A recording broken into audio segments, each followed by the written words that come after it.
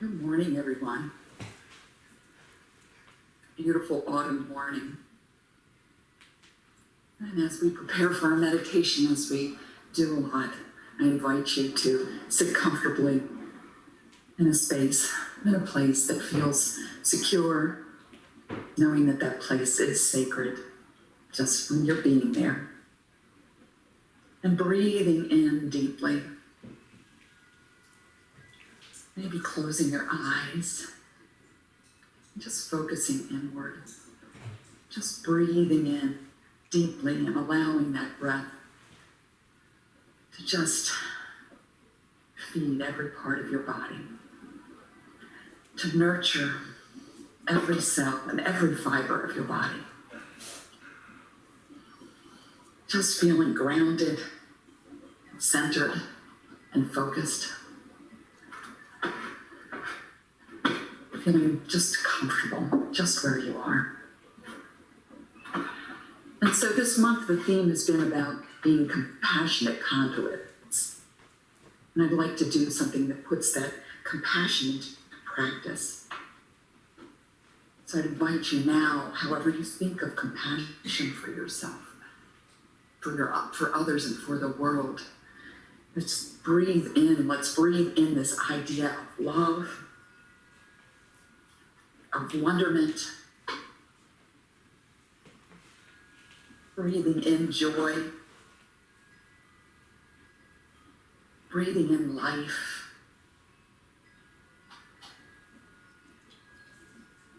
breathing in beauty. Just breathing in, knowing our divinity, knowing our connection to life.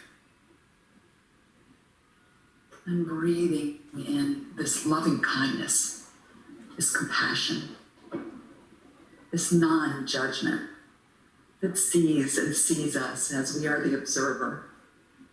I don't know if it's good and I don't know if it's bad, but just knowing the truth of our being, that we are this infinite creative power and source, that we are God made manifest. So we continue breathing in. And let's immerse and surround ourselves in this idea. Not just this idea, but this reality of compassion for ourselves. Let's just continue and experience this. Just let this flow, feel it flowing through your body, feel it flowing around you, in every part of you. And we're in this wonderful season of autumn, a time of release and surrender, of letting go. And we watch the trees around us and their beauty and their splendor and their color, letting go of their leaves. And we know we're moving into this period of reflection. But for right now, I invite you to imagine yourself as a tree.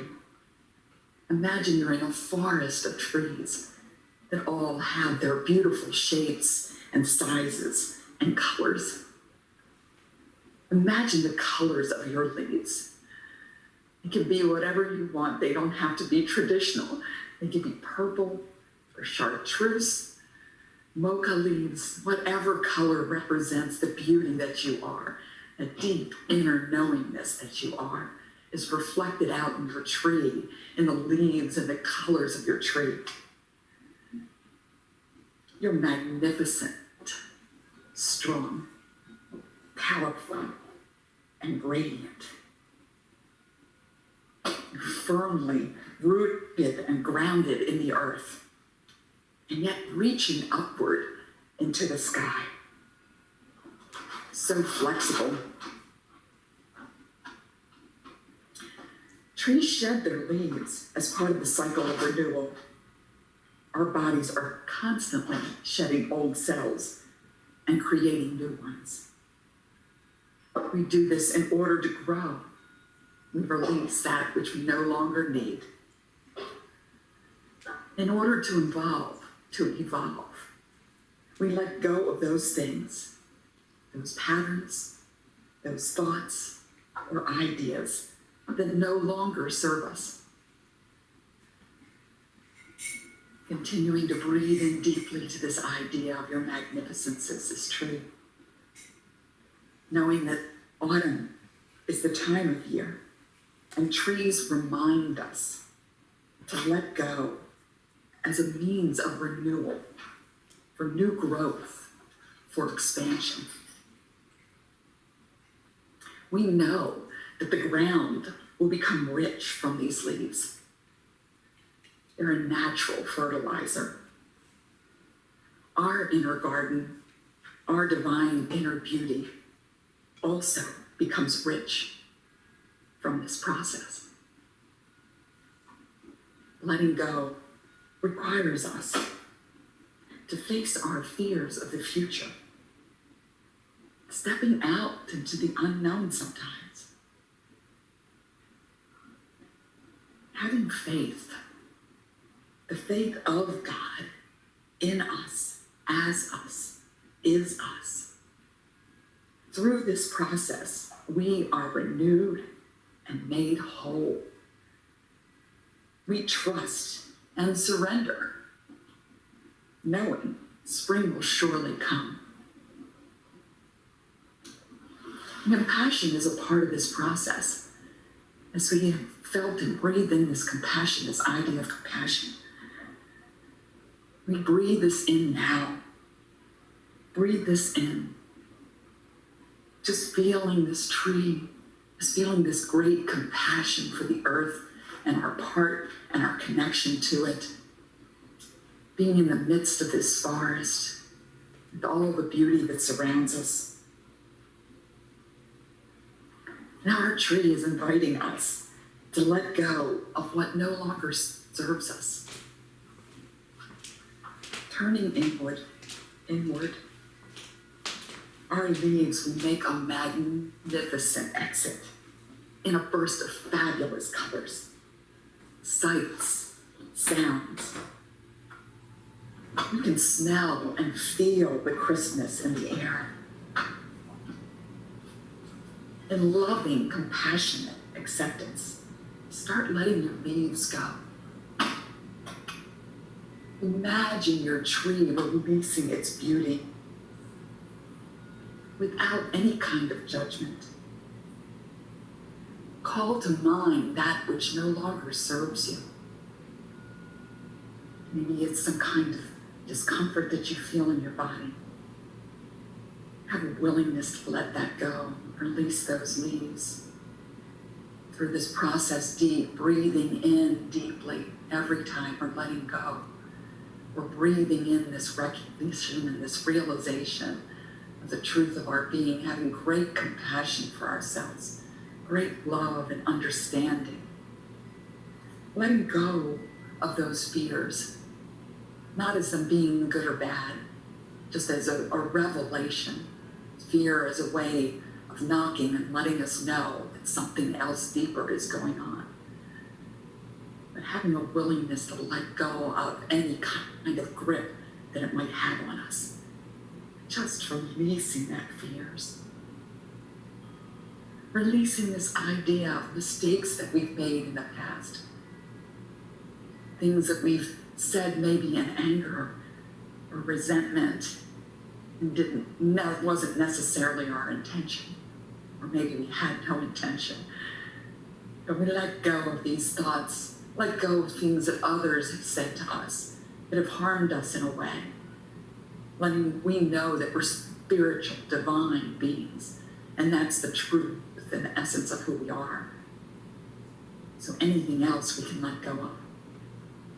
We can let go of any sense of anguish. We can release things in our lives that no longer serve us. They could be physical patterns, physical things that we're willing to let go of, to allow the new growth. Cleaning out, tidying up. Just feel that, how good that feels to release and let go of what no longer serves us. Let go of these ideas of coulda, shoulda, woulda. Let go of any thought that tells us that we're not worthy. We're worthy just by nature of being here, by our agreement to come into this earth, place, and space, being so grounded and rooted in this, knowing that all life is expressing as God. We're expressing as God with our beautiful tree, just releasing and feeling how good that feels to let go. Any kind of burdens that you may have been shouldering, any ideas of stresses in this wonderful year of 2020 when so much is being revealed, so much feels like chaos going on in our world, in our political system, and just having this willingness to release and let go of any angst or anxiety around that. Know that the divine is showing up in each and every one of us, that we all have things to share, that we all have commonality that we share with each other. So just any frustrations that you may have felt, just continuing to breathe in and let that go. If you can let go anything in childhood trauma, of where that child wasn't nurtured and nourished, knowing that we're doing that and giving that gift to ourselves now, letting go of anything that didn't serve the child or the teenager. Maybe even a young adult, or it's not serving you now, just breathing in and feeling so good. Feeling this sense of compassion for all of these things in your life. And just in a way that is non-judgmental, letting them go. This is the art of compassion. This is what we're giving to ourselves. This is what we're feeling right now in this moment. As I release and let go any idea of jealousy, any idea or angst or anger, any frustration, any way of disconnect, of discord, of dis-ease. I let go of all of these ideas. I see them flowing down to the earth. Continuing to breathe in, continuing to feel the magnificence of what we are, of going through this process of releasing.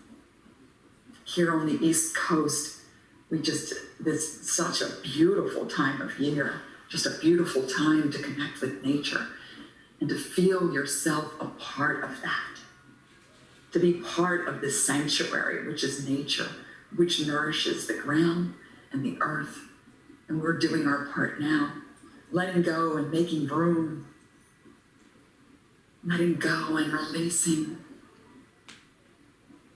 letting go and opening up, being so flexible, just feeling that wind against us, just feeling the way that it feels, the way it feels to a tree, how alive we are, how much a part of life we are. Being so grateful for this time of letting go, and just letting go in terms of gratitude, seeing gratitude with every release, with every release of every leaf. You feel a sense of gratitude and well-being. Just coming into focus and alignment with this. And being grateful for the ability to let go, being grateful to breathe in deeply and to dare to go to those places and spaces inside which are not always comfortable or comforting. And yet we know the truth of our being, our divine essence. And therefore, these thoughts and these patterns we can release and let go. Knowing that we're serving a higher purpose, that we're choosing to look beyond this. We're choosing to let that go in a way that feels safe and secure and is so sacred. All this work we do, all this compassion we give to ourselves and others is a sacred bond that we have, that we share with this earth, in this time, in this place. Just breathing in and allowing myself to feel contented, to feel nourished. And now is a time that we also remember the trees shed all of their leaves. not just the ones they don't want, with no judgment of whether it's good or bad. Each leaf has provided the tree with something. So I invite you now to turn inwards and just release our leaves of love. Call up those places and spaces in your heart, those spaces of love. And letting go. Letting go your joy and watching it fall to the earth and nurture the earth, nurture yourself. Just have this sense of surrender and trust. Releasing the beauty of who you are. Releasing your bliss. Releasing your light. Releasing your laughter and your wonderful, delightful nature. Releasing your abundance. Breathing in and releasing prosperity for yourself, for the earth, for all of life to be nurtured. Breathing in and releasing a sense of contentment, this feeling of being whole, perfect, complete. Breathing in and releasing the divinity that you are, the magnificence you are. Releasing creative potential, infinite creative potential. Releasing any tears of joy and laughter, of sadness, and also recognizing in our release that there may be grief. And that's okay to sit with. That's okay for that to be a part of any kind of process. Being okay with whatever emotion comes up. It's part of our spiritual experience as divine human beings. And just right now, as the magnificence of this tree, of this divine idea of releasing and letting go, of coming into alignment with the beauty and the wholeness of our nature. Just feeling ourselves as the beautiful spiritual beings that we are. Let's continue to send out these leaves of love to nourish and nurture the earth and all of life. As we do this, we're adding to the collective consciousness, this expansion, this evolution, this upward spiral of connectivity. And as we do this, we give others permission to express themselves in ways that are whole and wholesome and loving and divine, that feed us and nurture and nourish us. We are this infinite creative potential and source. We're resonating in this earth plane vibration and space and harmony. Breathing in and giving that gift to ourselves.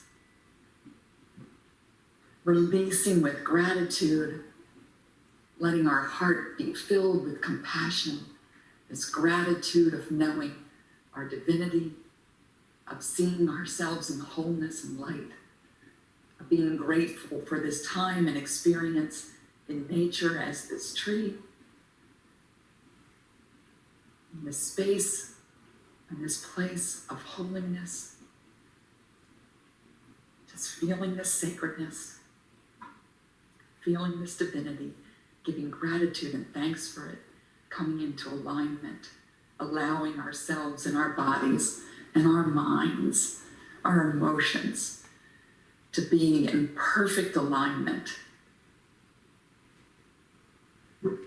Knowing that there's only one life and it's expressing in us and through us and as us, with us, by us, for us, because it is us. It is us in our body. It is us as trees. It is us as nature. I give gratitude and thanks for this today. I give gratitude and thanks for this time of meditation, of coming together, of sharing time, of sharing space, of release and surrender and trust. It's all good. It's all God unfolding. All is well. All is well in my world now, and it feels good and so good. I'm so grateful. I release and let go, and so it is.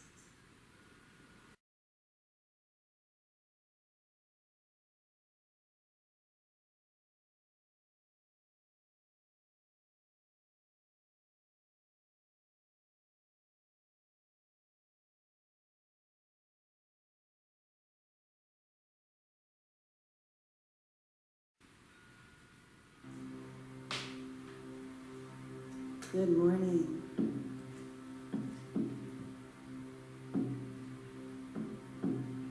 And the breath flies into the body, and the thoughts fall out of the mind, and the ancient ones come to heal us beyond all space.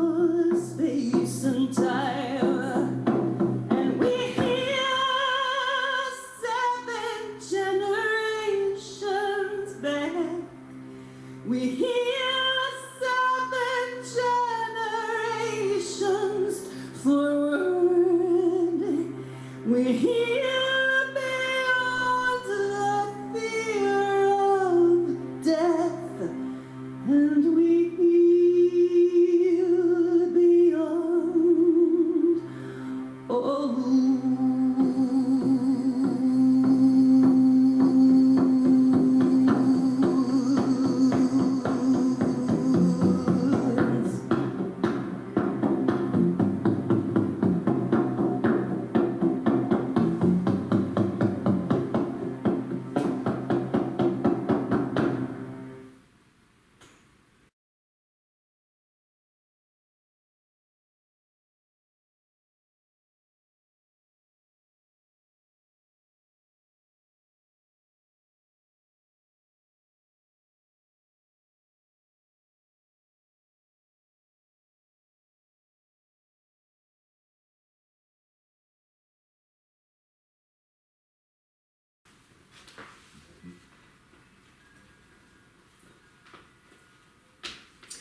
Good morning.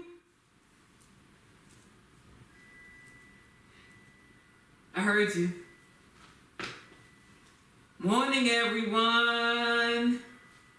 Hope all is well. Hope all is well and well and well. Okay. Alrighty, so welcome to the Center for Spiritual Living Greater Baltimore's virtual service. I am Tracy Rhymes, your host. Our senior minister, Reverend Dr. Raymont Anderson, is our speaker for today. He will deliver another powerhouse message. Our musician today, Celia Farron, woke up early to be with us today.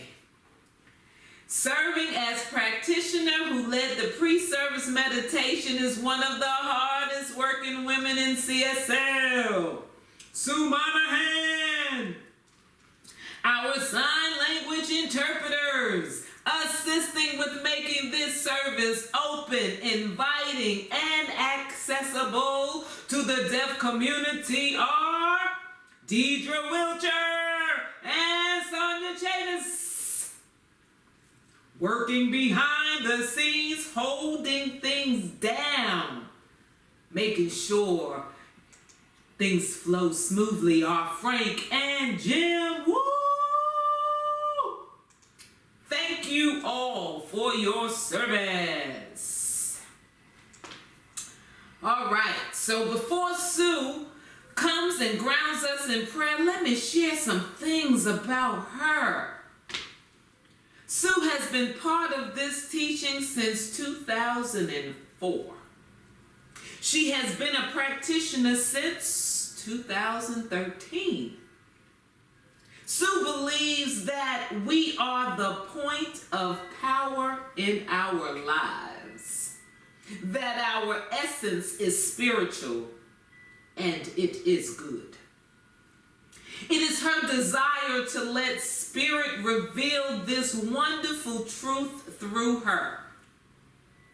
Sue is committed to CSLGB's vision that we are demonstrating a world that works for all, one life affirming thought, word, feeling, deed, and one human interaction at a time. We all make a difference in other people's lives. May our light shine for all to see. Good morning, everybody. Welcome to the Center for Spiritual Living. So grateful to be here on this beautiful morning. Wow, that was a fantastic song. Thank you, Celia. That just opened me up. It felt so good. So I invite you all to just breathe in deeply. Breathe in wherever you are in that place and space, knowing that it's sacred, knowing that you are this divine essence, understanding and recognizing that there's one power, one infinite creative source and potential of all life, and that it is our life. It is what we are. And so today, that's how we show up in our beautiful, radiant, glorious divinity. We are the delight of the divine, and it shows. Just being grateful to be here today for this Zoom platform that allows us to stay in community, to stay in service. Grateful for Frank and Jim, for Tracy, for all the work that is done, for our wonderful musician, for our sign language interpreters. Grateful for coming together today to hear this message from our senior minister, Reverend Dr. Raymont Anderson. I'm so grateful. Just opening up to the power of this service, the power of this word, and of being together in community. It's all good. It's all God. I release and let go. I trust and surrender. And so it is. And so it is. Thank you, Sue. Thank you, Sue. Thank you, Sue. We're ready. Okay. So, the Center for Spiritual Living Greater Baltimore's community honors the world's religions. One tree, many branches. One mountain, many paths. One world, many religions and spiritual traditions. With the lighting of these candles on the first Sunday of each month, we not only honor each person on their select path, but we also bless them and recognize the light, the love, and the life-affirming nature of spirit as it shows itself in each path, in each practice, and in each person. I have a few announcements for you. We currently have 2 weekly ongoing ways to study, learn, and discuss. On Wednesday nights, the Science of Mind textbook exploration group, facilitated by Reverend Dr. Ray. And another opportunity on Thursday nights, the study group facilitated by Dr. Ronnie Ellington. Here's a friendly reminder for you that the 2021 spiritual journals are in. You can get your copy today by going to shop.csl.org.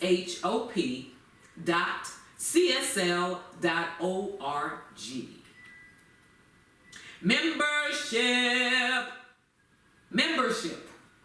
If you are interested in becoming a member or renewing your membership, the Discovery class is available online. Contact us at info@cslgreaterbaltimore.org for more information. Sign up for the CSLGB newsletter. And you can do that by going to cslgreaterbaltimore.org for more information. Subscribe to CSLGB's YouTube page and follow us on Facebook and Instagram. You visit the CSL Greater Baltimore, and the CSLGB Facebook page for more news and information. Board meeting today. Everyone is encouraged to attend if at all possible. And if you've never attended a board meeting, maybe you want to stop by to see how things go. Alrighty. You know the routine. If this is not your first time with us, if it's your first time with us, on 3, we say it together. That prayer works. Ready? 1, 2, 3. Prayer works. There you go. Now, we as a community, we continue to treat and move our feet, knowing the truth forever everyone around the planet. Practitioners are available after today's service for one-on-one prayer, and prayer requests can be sent at any time. Did you hear that? At any time to info@cslgreaterbaltimore.org. Send them in. The practitioners will pray for and with you. All right. No, enough of my singing. Y'all want to hear a real powerhouse. So, now, allow me to tell you about our guest musician. Celia Farron travels the globe with her inspirational music, comedy, and sound healing. She has opened for notable authors such as Neil Donald Walsh, Mariam Williamson, Dr. Masuru Emoto, Donna Eden, and Swami Bhyanananda. Mariam Williamson, author of A Return to Love, says, Celia's music calls women to their glory and men to their hearts. Woo! Ricky Byers says, Celia Farron owns the stage. To learn more about her, visit www.celione.com. Come on, Celia. Thank you so much, Tracy. I'm here from Phoenix, Arizona. Happy to sing for you. This is called Source, and I took lessons from the Course in Miracles plus Ho'oponopono and put them together. It goes like this.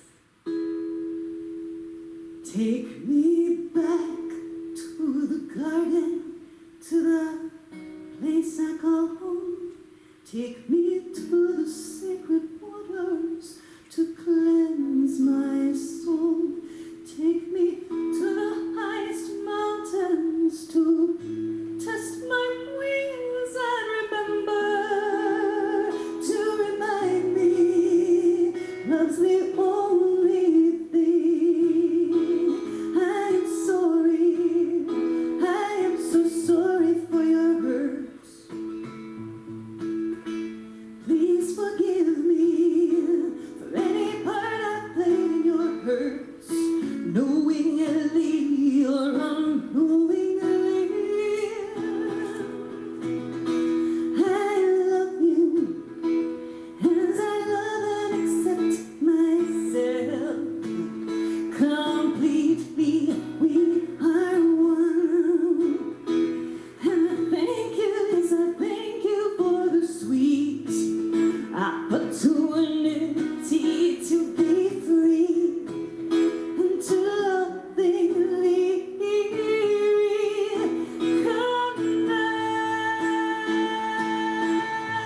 connect to the source, true source, the most powerful force, made of love, pure love.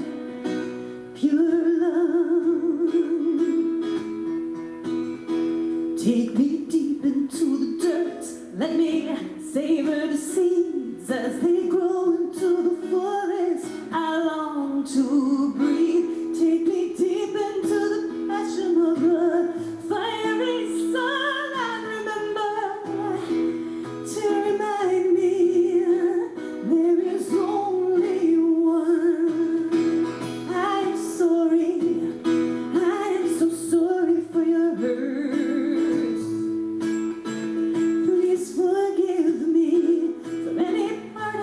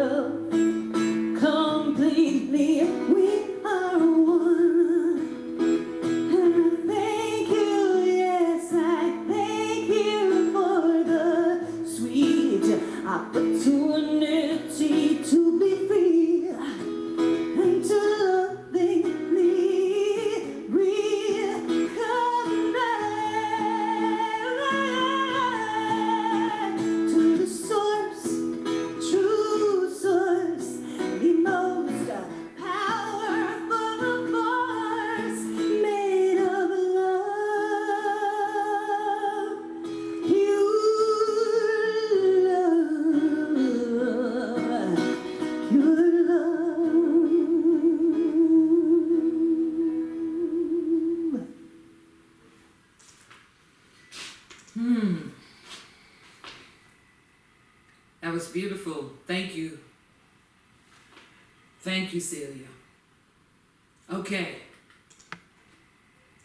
So at this time, Sue Monahan will lead us in a spiritual practice. Thank you. So I invite you to just get comfortable right where you are. Breathing into this divine moment in this sacred space. Just breathing in this idea. Our monthly talk is about compassion. Just breathing in this idea of compassion for yourself. Just breathing in deeply. Taking in all the goodness of this breath. Letting it fill you up. You're so worthy to receive this. Because you are this. You are the divine in action. And yesterday, when I was thinking about what I was going to do for my spiritual practice today, and looking on the internet, Frank had posted something that was written by Ernest Holmes called, "I Keep the Promise." And I just felt this sense of compassion wash over me. So I want to read that for your contemplation today as we do this spiritual practice together. It's called, "I Keep the Promise." I shall keep the promise that I made to myself.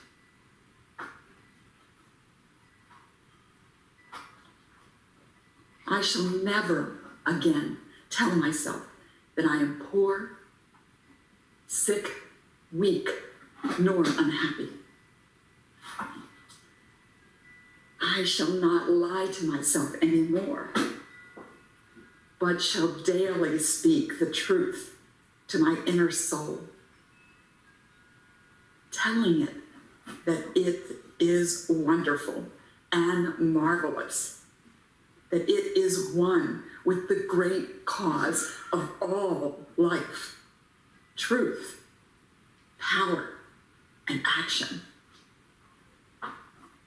I shall whisper these things into my soul until it breaks forth into songs of joy,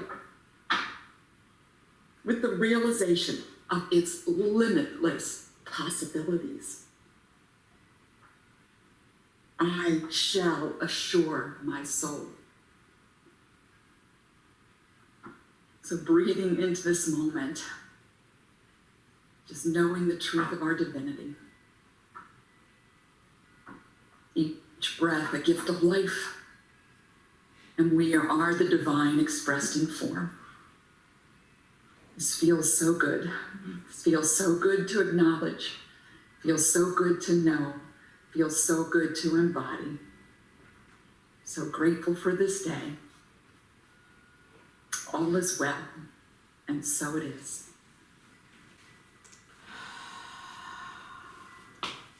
And so it is. Thank you, Sue. All righty.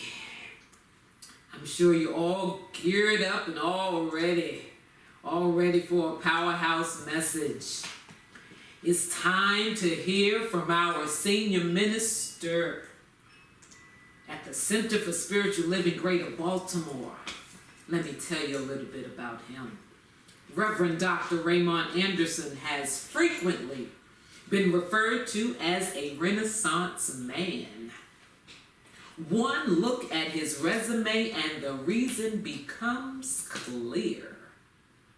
As a lifelong learner with a passion for self-development, personal transformation, transmutation, and self-awakening, he lives his bliss as a teacher, mentor, speaker, minister, and so much more. His mission is to live, move, and be an active, that's an acronym, authentic, compassionate, transparent, inspired, vibrant, and empowered member of society who serves to educate, elucidate, emancipate, awaken and empower people and communities. Reverend Ray, come drop that science.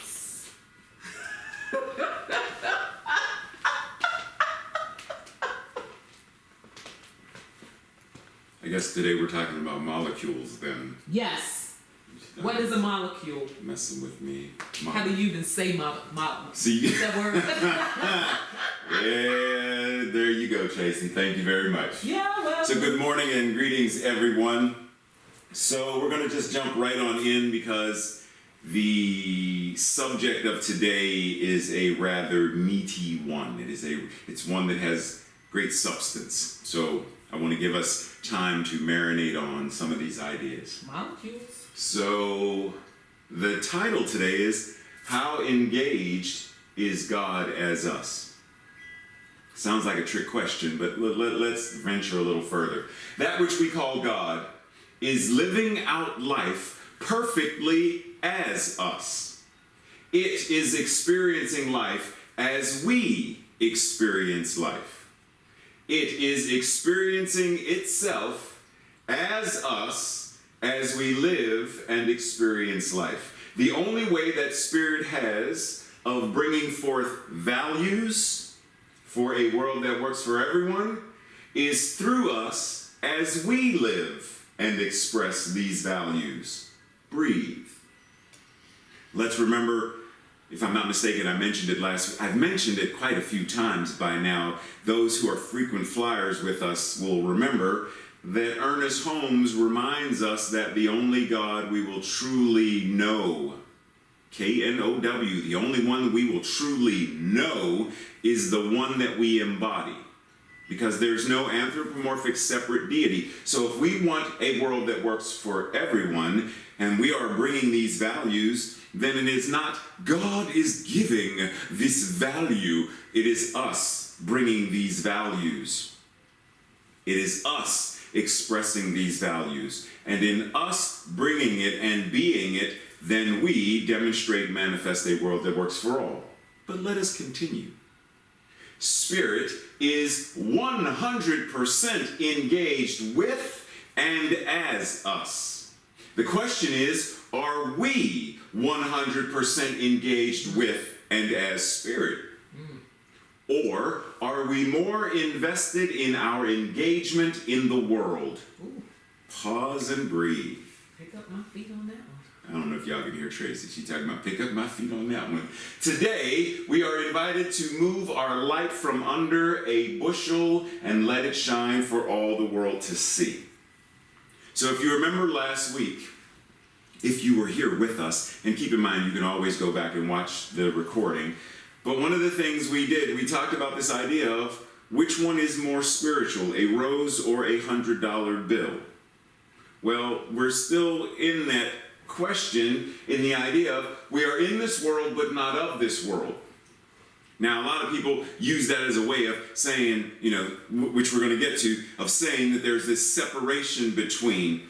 But if we're recognizing that God is all there is, God is all in all, there is nowhere that God is not, or as we say, there's not a spot where God is not. It is everything and everywhere. Then God is this world. God is every blade of grass. God is the chemical component of concrete. Like God is all of it. So then what is it? So when we say we are in this world but not of it, what are we saying? Are we saying that there is something that is worldly or secular or not divine and sacred, and then there is that which is? No. We're acknowledging that all of it is sacred and all of it is divine. So then being not in the world is this recognition that we live based on spiritual truths and not the paradigms of duality, separation, and lack. Because the world, the mass consciousness, the collective consciousness, the race consciousness is what we typically are referring to by the world. And race consciousness, mass consciousness, that says, I am separate from. I when I am experiencing this thing called illness or disease, then it's like it's what I am. That's why we say my cold. I have a cold. My back pain, etc., etc. But think about it for a second. If you go outside and you're standing near your mailbox and there's a puddle and a car rushes by and splashes all this mud and dirty water and it splashes, you should see Tracy's face right now, and it splashes all over you. Now, Tracy walks in the house with all this stuff dripping off of her, and I say, Tracy, what's wrong? What happened? And she says, I'm dirty. I'm filthy. I'm wet.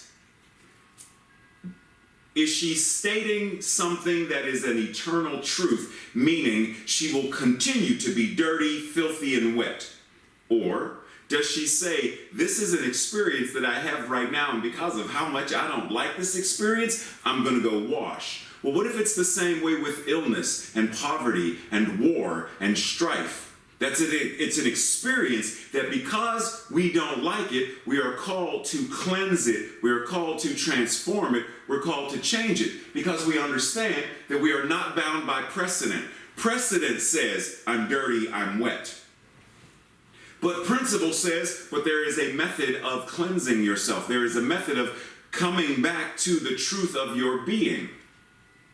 That's what we're talking about when we're talking about this idea of not being in the world, or not being of the world per se. Like, I'm not bound by, I walk amongst all of these folks.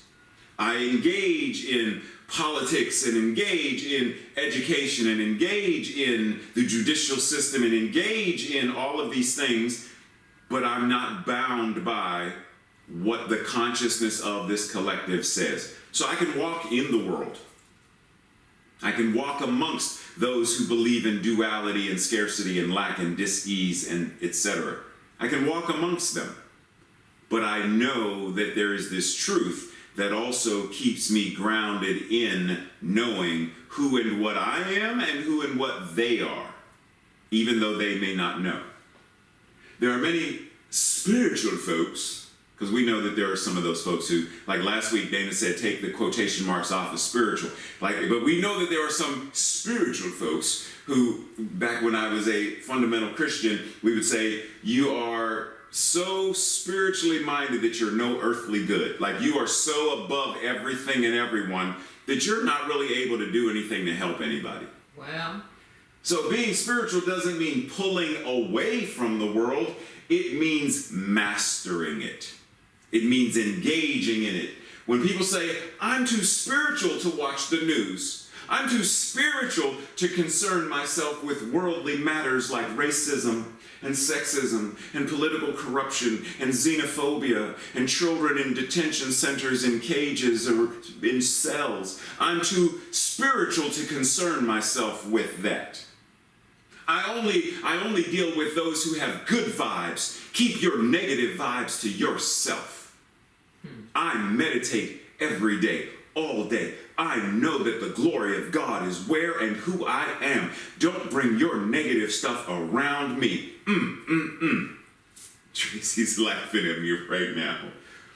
But those folks who do that, in essence, in reality, what they're doing is hiding their light. They're burying their light and refusing it, and they're not even aware that they're refusing to actually let their light shine, because they're disengaging from, they're separating, they're identifying that spirituality, being spiritual, and being in the world, they're two separate things. Like, I can't be spiritual and engage in politics, engage in the education system that my grandchildren go to. I can't be spiritual and Black Lives Matter. I can't be spiritual and want LGBTQ people to have equality and justice. I can't do both. Really? So we have some people say, I should say something, but I'm not, because I'm too spiritual. I don't involve myself with stuff like that. I stay in my lane, and that's it. The path of inner peace begins with 4 words. Not my beep problem. I've had people have this conversation with me that they are so spiritual that that's not my problem. That's not my level of minding my business is so out there that I'm like celestial Christ consciousness that the world is burning down around me and I'm having fun because I'm one with God. Really? Really? Like for real? Like that's how you're identifying what it means to be a spiritual person, to separate yourself from the world and from the needs of others? Well, if Mr. Miyagi had that idea of Daniel getting beat up and bullied is not my problem, I'm going to mind my business and stay in my lane, then he would have never interceded and helped Daniel. He would have never stepped in to protect Daniel. He would have never stepped in to teach Daniel. Because it's not his problem. It's none of his business. Yoda would have never taught Luke. He would have never made the X-Wing fighter raise out of the bog. It's not my problem, dude. Figure it out yourself. There's a Bible passage where God asked Cain, "Where is Abel?" Cain said, "I don't know." Then he goes on and says, so am I my brother's keeper? Which in essence what he is saying is, whatever's going on with my brother is not my problem. It has nothing to do with me. But the question for us is your brother or your sister or your siblings' problems, issues, worth us being involved in, worth us stepping in and interceding? Is it worth? Are they worth helping? Or are we too spiritual to step in and assist? There's a passage in the Bible where Jesus is telling the disciples, so I was hungry and you fed me, I was naked and you clothed me, I was a stranger and you took me in, etc. And the disciples say, when did this happen? We don't remember you being naked, hungry, or a stranger, or we don't remember any of that. And Jesus reminds them, whenever you did it to any of these others, then you did it for me. So we say namaste, we bow, and we do all this spiritual stuff. We practice ho'oponopono. We do all this spiritual stuff. We light incense, all this spiritual stuff. We have a singing bowl, spiritual stuff. We have prayer beads, spiritual stuff. But if we are not engaged in the world and not helping anyone,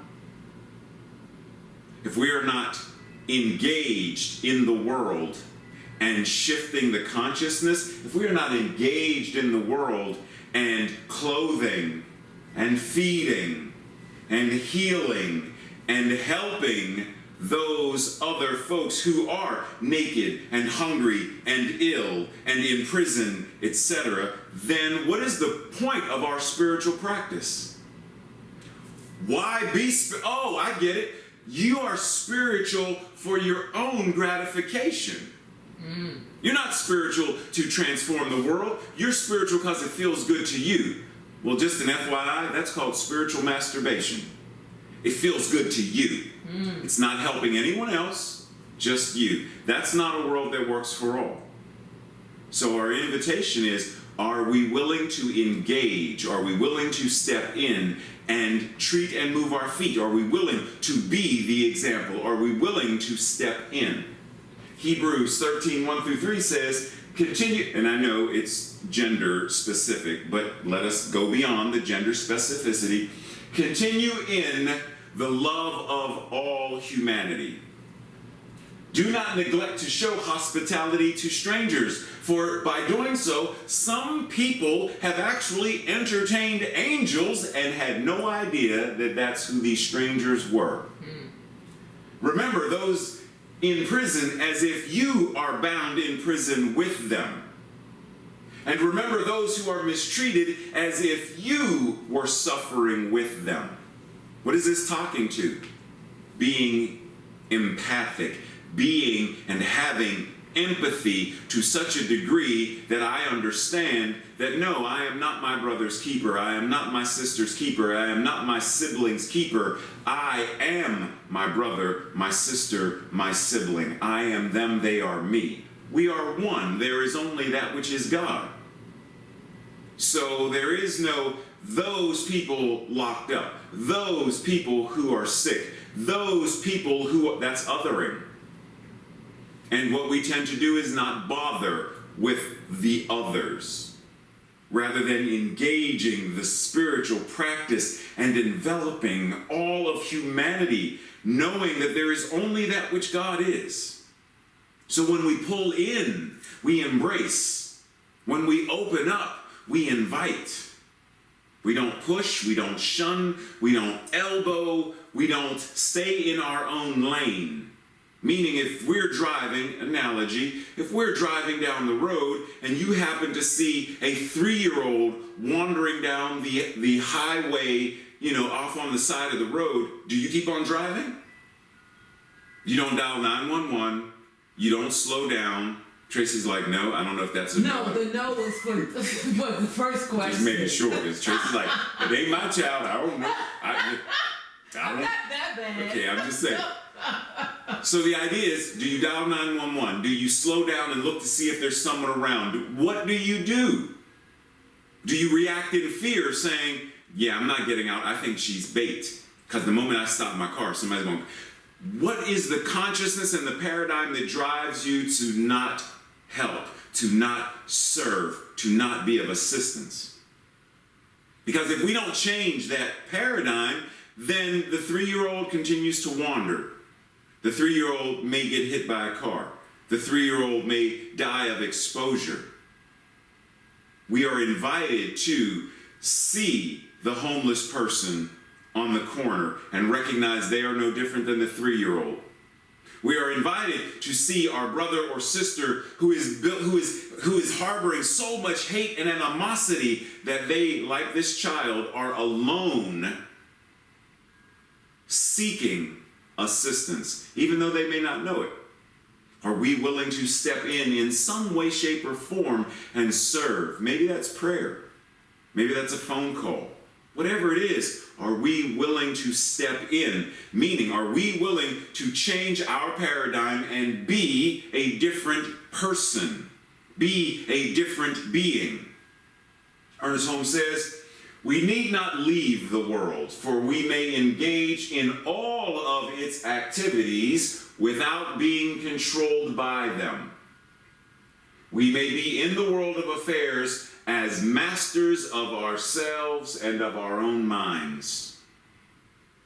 So this is reminding us then that there is no activity that is ultimately non-spiritual, per se.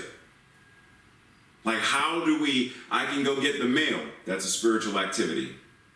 And when I go knowing that this is a spiritual practice, it changes the way I respond. It changes how I show up. I'm not just going to get the mail, but it's how am I showing up as a person. So when I go outside and I see the neighbors, do I speak? Do I wave? So now the going to get the mail is an act of interaction as I wave to them, as I speak to them. Hey, Sean, how's it going? What's up, John? Hey, Butch. It's an interactive quantum field. How am I interacting with any aspect or part of God? How am I showing up as the light of the world? How am I showing up as that which recognizes and knows that God is in me, is as me, and that which it is me? There is no separation. How do I show up with that? Because if I'm not, then I'm doing a disservice, not just to myself, but to everyone as well. Think about the teacher that shows up in the classroom who really doesn't care about teaching. They're doing a disservice to their students. Think about the doctor in the ER who really doesn't want to be there for whatever reason. They're doing a disservice to every patient and every nurse and every staff member because of their apathy or their non-commitment to serving as they said they were going to serve. They're doing a disservice. They're doing a disservice to the title, teacher. They're doing a disservice to the occupation, doctor. They're doing a disservice to the expanse of creation, by saying what I am not, or by buying into precedent. I am dirty, I am wet, I am muddy. Making that a statement of truth and living, moving, and having their beingness from that, rather than from principle. We are each called to action. Saying nothing and doing nothing is not an option. The Centers for Spiritual Living, our parent organization, the mission, purpose, and vision is mission. To provide, that's a verb. To provide spiritual tools for personal and global transformation. Our purpose is to awaken, verb, to awaken humanity to its spiritual magnificence. And our vision is a world that works for everyone. So how do we do this? We do it in a multitude of ways, but we treat and we move our feet. We recognize that no matter how we are showing up as teacher, as producer, as creator, as leader, as whatever ways that we show up, we are showing up and letting our light so shine that nothing that was remains exactly as it was. George Lucas changed the way all film is created. Industrial light and magic is touching ways in other films that it's everywhere. Walt Disney changed animation. Coretta Scott King and Dr. Martin Luther King changed what it means to be an African American and to move in a world that is beyond segregation. Ruth Bader Ginsburg changed what it means to be a Jewish woman in the Supreme Court and changed what it means to serve the judicial system. Teachers change minds. Fred Rogers changed the way parents and teachers and people interact with children and changed the way those children grow up to be adults who become ministers.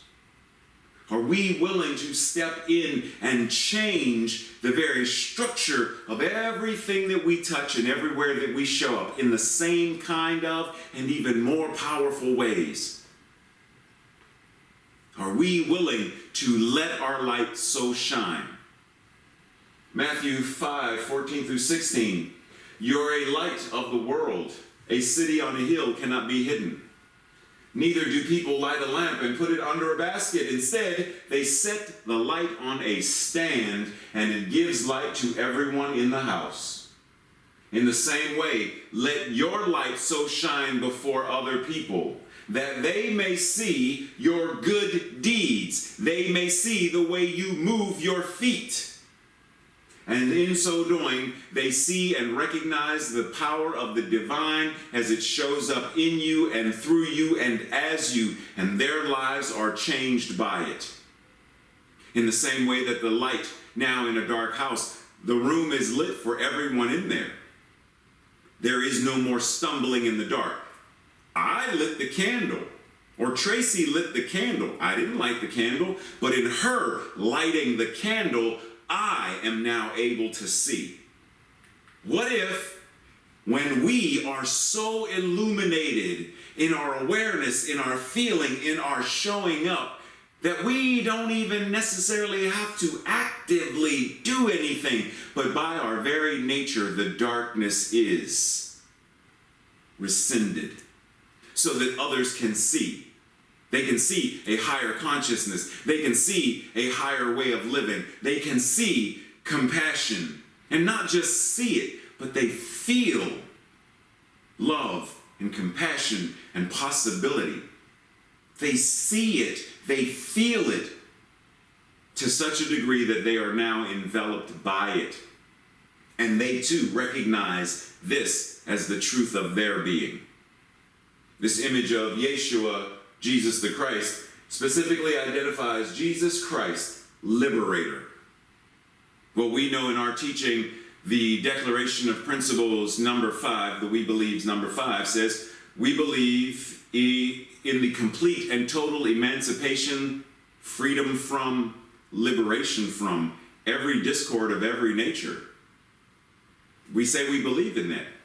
Then we who believe that are standing as a liberator, as an emancipator, as a freedom fighter, to walk the streets knowing that this man, this woman, this being who is currently possibly experiencing homelessness need not, if they do not want to, they do not need to experience that. And so simply walking past them and acknowledging the power and the presence of the infinite I am ever becoming is who and what they are changes the vibration of creation around them. It stirs every cell in their body.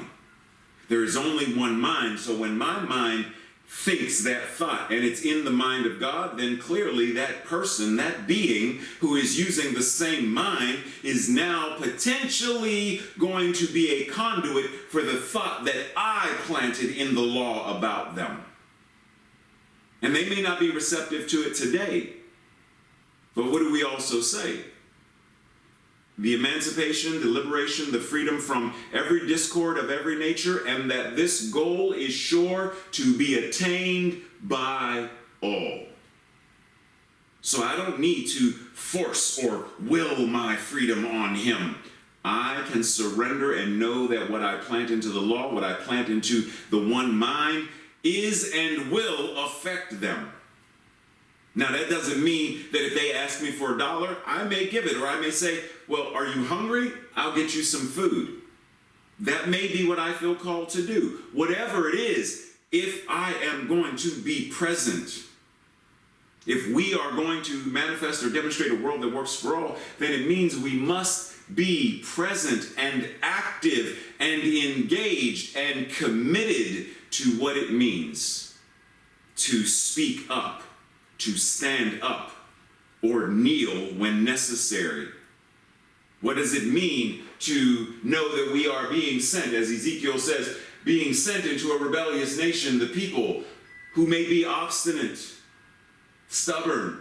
But in this, do not be afraid of what you are being called to do. Do not be terrified by what they may say. Speak these words of truth to them. And whether they listen or fail to listen, doesn't matter. You listen to the truth. You act upon the truth. Doesn't matter who does or does not. You do it. Even when your voice shakes, speak the truth. Even when your knees tremble, stand in and for the truth. Now let's pause for a second, because there are many in our spiritual circles who allow the word game mumbo jumbo of word soup to boggle their minds, and they get committed to what I said before about precedent. They get committed to the words. And yes, words matter. But I know, and I've had a lot of conversations with folks who are so stuck in the rut of other and duality and quote unquote the negative, that anytime we say someone is anti or something is anti, or we talk about resist, like this comes up a lot with this concept of being, how to be an anti-racist. And people they push back. Anti, I'm not anti, be for, not against. And what you resist persists. I hear you. But let us not forget that we are then allowing those mumbo-jumbo words to boggle us. Because when we talk about anti-freeze, we ain't got a problem with that. We ain't got a problem with anti-stick cookware. We ain't got a problem with an anti-inflammatory diet. We ain't got a problem with antibiotics. We ain't got a problem with any of those. We don't have a problem with fire-resistant clothing. So is it the word, or is it what you're holding the word to mean? See, when you hold the word and you're like so myopic and closed-minded to that word, then you're bound by precedent. You are both in the world and of the world at that moment, because you are separating and making certain things are more spiritual than other things. We can't talk about what's anti because anti is bad. We can't talk about what you resist because when you resist, it will persist. Okay, then I want you to get rid of all this stuff out of your closet, out of your garage. Don't put it in your car. Don't make sure all your clothing, like. So let's be clear. When we get caught up in this word soup stuff, then we are not really paying attention. We are not really showing up to the fullness of how we could. What do I say to the world with my actions? What are my actions showing the world? Keeping in mind that it's easy to look like we are acting or moving when really we aren't. Just like the statue. There are many sculptures and statues that give the appearance of movement, but really it's not moving, and we know it's not moving. So the question is, inaction or inaction? Which of these describes how we are showing up? Am I being a person who is inactive? I'm not engaged. Or am I a person who is showing up in the very activity of creation, of being God on earth, being God in earth, being God living and moving and having its beingness? Am I willing to let whatever my action be imperfect in the moment per se, simply to be in action, to be a voice of the divine love in action? Am I willing to move? Am I willing to treat and move my feet? Reverend Dr. William Barber says, not saying something is not an option. You can't see injustice and say nothing.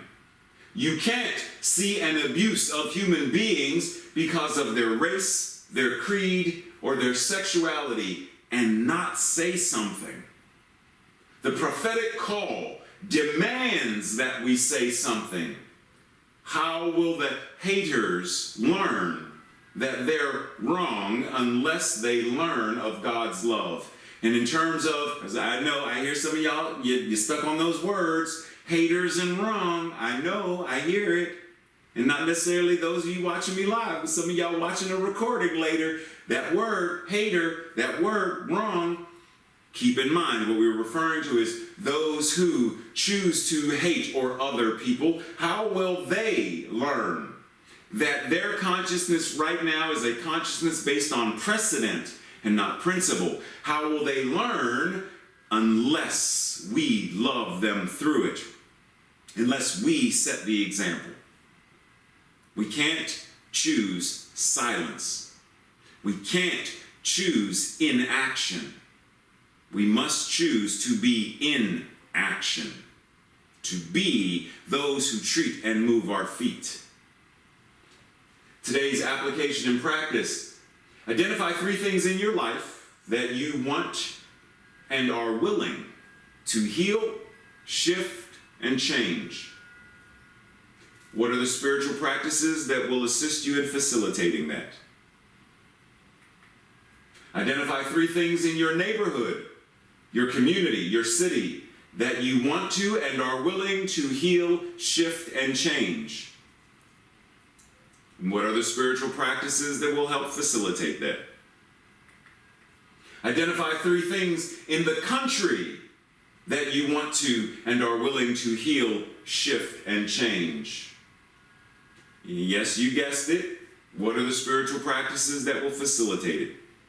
And lastly, identify 3 things in the world that you want and are willing to heal, shift, and change. And yes, what are the spiritual practices that will facilitate it? If we're not willing to get to the nitty-gritty, we do it with our body. Oh, there's a pain in the tooth.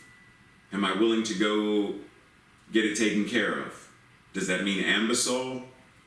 Does it mean dentist? What does it mean? Am I willing to have this healed or shifted or changed in a manner that allows me to live, move, and have my beingness in the best possible way? If we are not willing to even engage in such a practice as this and identifying what we want to see, what it means to be in a world that works for all, if we're not willing to even do this, then it's just a game for our own spiritual pleasure. It's just a game that we pretend that we are working on a world that works for all. We're just pretending to be in action, when really we are frozen and simply appearing to be moving. Today's declaration, our affirmation, I'll read it first and then us together. I live as a conduit of compassion because I am love. I stand for love in the world. I am engaged, invested, and active in a world that works for all. Together, I live as a conduit of compassion because I am love. I stand for love in the world. I am engaged, invested, and active in a world that works for all. And we breathe and let all of this juiciness sink in. Let us feel whatever we feel as we prepare our minds, our hearts, our very beingness for the demonstration through her craft, through her way of treating and moving her feet through the gift of music. We now welcome back Celia to grace us with her gifts as she, a conduit of compassion through music, gifts us. Put your hands together. Thank you so much.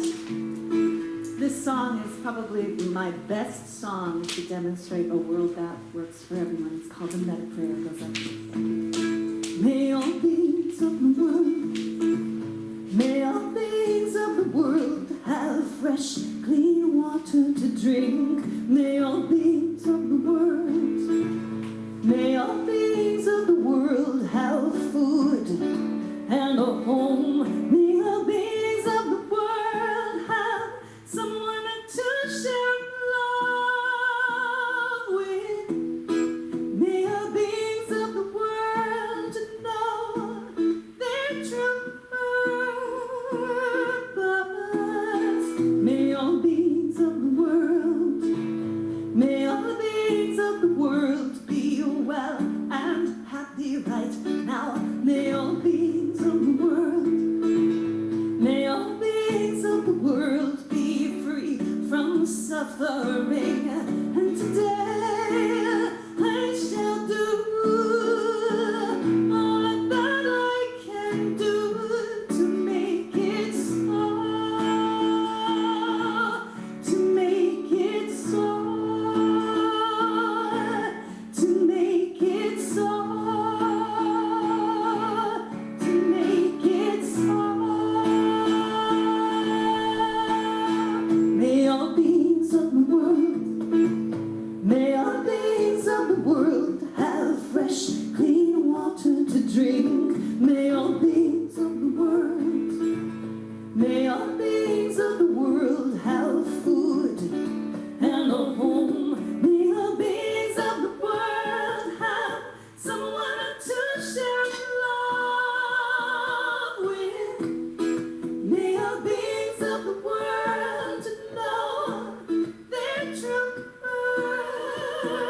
purpose. May all beings of the world, may all beings of the world be well and happy right now. May all beings of the world, may all beings of the world be free from suffering. And today I shall do all that I can do to make it so, to make it so, to make it so, to make it so. May all beings of the world, may all beings of the world have fresh, clean water to drink. May all beings of the world, may all beings of the world have food and a home. May all beings of the world have someone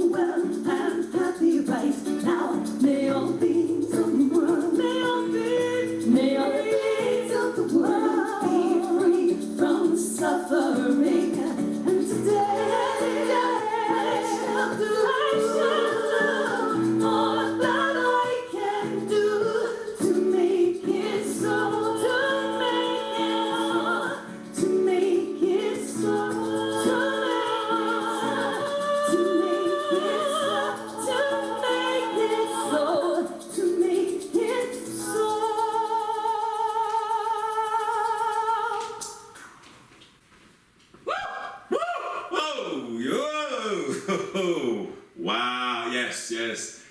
Let each of us do what it is that we are called to do to make it so that everything that Celia just put into the law with that beautiful song that we know right here and right now that it is, and that what is ours to do to make this so. And we breathe. Wow. Thank you so much, Celia. That was, wow, that was beautiful. Tracy was sitting here with like something like she was with you. I just need to put her on blast. I know, Dana, leave Tracy alone. I got you. So at this point of our service, it is time to tithe, offer, and demonstrate what we know and recognize as spiritual abundance in the support of where we are spiritually fed and in the support of our spiritual community and the work that we are doing. Reminder, for those who may not know this, well, this is new information, not a reminder for those of you who don't know. It's information. We know, Tracy. You got it together. The practitioners of the Center for Spiritual Living Greater Baltimore have pledged $5,000 to the expansion of CSL Greater Baltimore, $5,000 by the end of 2020, and thus far to date it's $4,322.50. In addition to their. And this is in, thank you, this is in addition to their regular tithing to the center. The community has, in order to match this, thus far pledged $775. And let us keep in mind that there is another donor, tither, supporter, who has said whatever this number, this current number, 775, whatever that number is, up to $5,000 by the end of the year, they will also match that number. Woo, woo. Just an added incentive. So how do you tithe or donate to the Center for Spiritual Living Greater Baltimore? My fault. Well, I'm catching up now. you have PayPal, text messaging, and the postal service. The regular good old postal mail. Yes, we still use it. You may use any of these. You may put in a memo or a note that you want a certain portion of your tithe donation given to a certain thing such as emergency care, hospitality, youth ministry, building fund, etc. Or you simply leave it as a general tithe and donation, and this amazing board of trustees that we have will govern that accordingly as the amazing stewards that we are, or that they are, that we all are as a community, and make sure that we are demonstrating what it means. We are demonstrating what we know that CSL Greater Baltimore not only can be, but what it is now and is ever becoming. For more information about anything tithe related, you can always email any of us on the board, but you can also go to cslgreaterbaltimore.org/giving. When we are ready, let's anchor ourselves in what it means to know that we are the divine stewards in, through, and as our own lives, and that as we collectively come together in this aroma, this energy, this vibration of stewardship, that we are giving from that place. We are giving from that consciousness, not seeing job as source of our income, not seeing Social Security check as the source of our income, but recognizing that there is only one source, one power, and one presence, and that it is individualizing itself as us. So the manner in which God is stewarding its own gifts, time, talent, and treasure is how we, same thing we said before about those values, how are we bringing those values forth? So let us declare together. I joyfully, consciously, and gratefully participate in the law of circulation. I trust in the spiritual principle that says, as I sow into my beloved community, I demonstrate my awareness of standing not only in the flow, but as the flow itself. As I sow of myself, my time, my treasure, my talent, I demonstrate my support and engagement in my community's vision, mission, and purpose. I actively give as a demonstration of manifesting, of reaping the harvest of a world that works for all. And we breathe, and it's this time of service that I remind you that Tracy said, make today an awesome day. when you step out of wherever you are. Some of us are on a beach. Some of us are at a cabin. Some of us are in our apartments, in our homes. But wherever it is that we are, let us remember and recognize that in this moment, we can choose to make it a beautiful day in the neighborhood. We can choose to make it a beautiful day in the neighborhood of our minds, the beautiful neighborhood of our hearts, the beautiful neighborhood of our friends and family and neighbors, the beautiful neighborhood called planet Earth. That in our making today an awesome day, we are setting into motion the vibration, the ripples, the light that changes and transforms the world. It truly is a beautiful day in the neighborhood. Reminder, after service today, you may meet with a practitioner for one-on-one spiritual mind treatment. If you are desiring to have prayer, type in the chat box prayer so Tracy knows. If you are also wanting prayer but also want to stay for the board meeting, type prayer and board meeting so we know, or both. Tracy said, or you can just type both and she'll know what that means. So we know that once you are done with prayer, you are intending to move into the board meeting.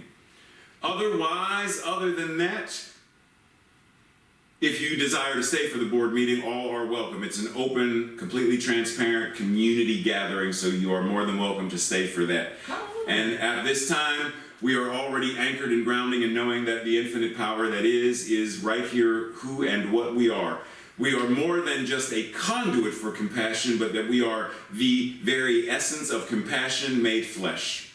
And so we go out and we do that. We live that. We breathe it. We speak it. We think it. We feel it. And we serve from that state of consciousness.